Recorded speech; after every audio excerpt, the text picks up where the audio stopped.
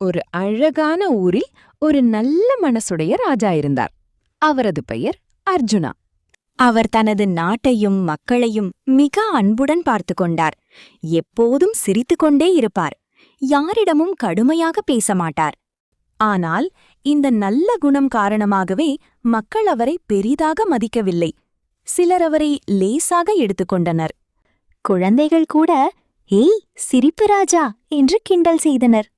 அதனால் ராஜாவுக்கு உள்ளுக்குள் கவலை அதிகமானது. ஒரு நாள் அரண்மனையில் தனியாக அமர்ந்து கொண்டு அவர் அழுதார். நான் எல்லாரிடமும் அன்பாக இருக்கிறேன், ஆனா யாரும் என்ன புரிஞ்சுக்க மாட்டாங்க என்று மனமுடைந்தார். அப்போது ஒரு தேவதை தோன்றினாள்.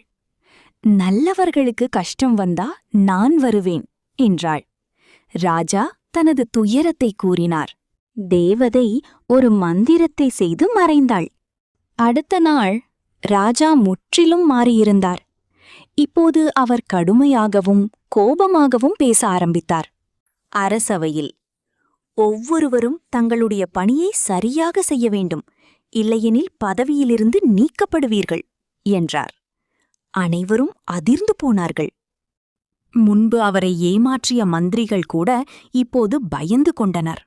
ஊருக்கு சென்றபோது மீண்டும் குழந்தைகள் சிரிப்பு ராஜா என்று சொன்னார்கள். ராஜா நின்று, நான் உங்களிடம் சிரித்து பேசினால் சிரிப்பு ராஜாவா? இனிமேல் கோபமாக பேசுவேன் என்றார். அதைக் கேட்ட குழந்தைகள், வேண்டாம் ராஜா, எங்களை மன்னிச்சிடுங்க என்று அழுதனர். ராஜா அமைதியாக அங்கிருந்து சென்றார். மறுநாள் அரசவை. யாராலும் ஒரு திட்டமும் சொல்ல முடியவில்லை. அந்த இரவு தேவதை மீண்டும் தோன்றினாள். இப்போ நீ எப்படி இருக்க விரும்புற என்று கேட்டாள். ராஜா உடனே சொன்னார், என் இயல்பே என் பலம், நான் முன்போல அன்பாகவே இருக்கணும். மறுநாள் ராஜா மீண்டும் சிரித்தபடி அன்பாக பேச ஆரம்பித்தார். இந்த முறை மக்கள் உண்மையாக அவரை மதித்தனர். குழந்தைகளும் மன்னிப்பு கேட்டனர்.